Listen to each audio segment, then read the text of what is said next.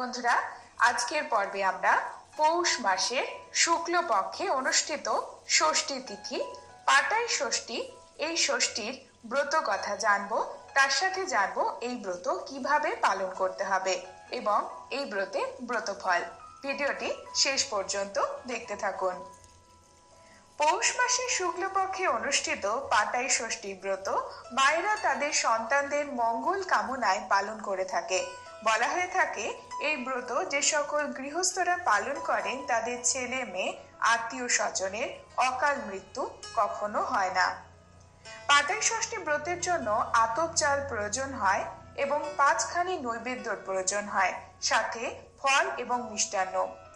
নৈবেদ্যের মধ্যে 1খানা বাড়ির ধোপা বইয়ের জন্য, 1খানা বাড়ির জন্য এবং 3খানা 3 এওর জন্য। পৌষ মাসের শুক্লপক্ষের ষষ্ঠীর দিনে বাড়ির উঠোনে একটি ছোট পুকুর কেটে তাতে বেনা গাছের পাতায় পুঁতে পুজোর জায়গা তৈরি করা হয়।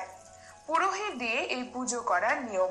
পুজোর পর ছেলে মেয়েদের মায়েরা চিড়ে দই খেয়ে তারপরে ফল আহার করে ব্রত ভঙ্গ করেন, তার সাথে ব্রত কথা শ্রবণ করেন। শুনুন ব্রত কথা।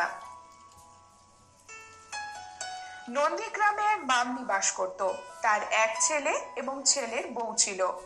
বউয়ের বড় নোলা, সে ঠাকুরের নৈবেদ্য থেকে আজ কলা কাল সন্দেশ তুলে তুলে গালে পুড়ে খেয়ে নিত। এর ফলে তার ছেলে হয়ে মারা যেত।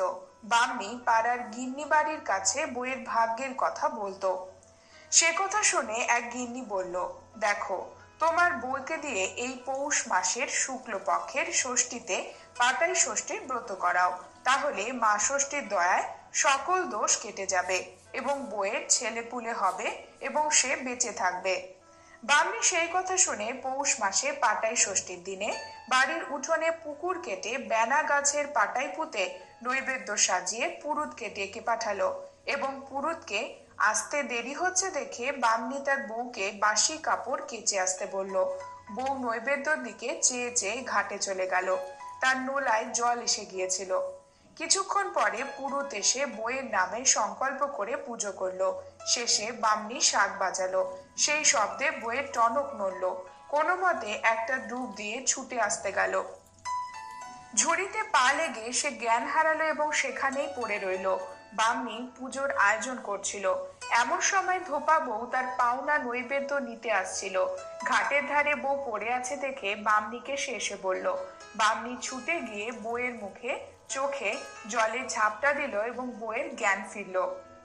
তারপর বাড়ি এনে কাপড় ছাড়িয়ে মা ষষ্ঠীর ঘটের কাছে বসিয়ে বলল, বৌমা, বারবার নাটাপাটা হচ্ছে, মাকে একথা বলে বর চেয়ে নাও। বউ ডিপ ডিপ করে মাথা কুটে বর চেয়ে নিল। আর বছর ঘুরতে ঘুরতে বউ গর্ভবতী হলো। 10 মাস 10 দিনে চাঁদের মতো একটি ছেলে হলো। এইভাবে পর পর ছেলে হলো আর সকলেই বেঁচে রইল। বউয়েরও নোলা চলে গেল। তাই দেখে পাড়ায় পাড়ায় পাটাই ষষ্ঠীর ব্রত প্রচারিত হলো। এই ব্রত করলে মৃত বৎসা প্রসূতির সন্তান হলে সে জীবিত থাকে, অর্থ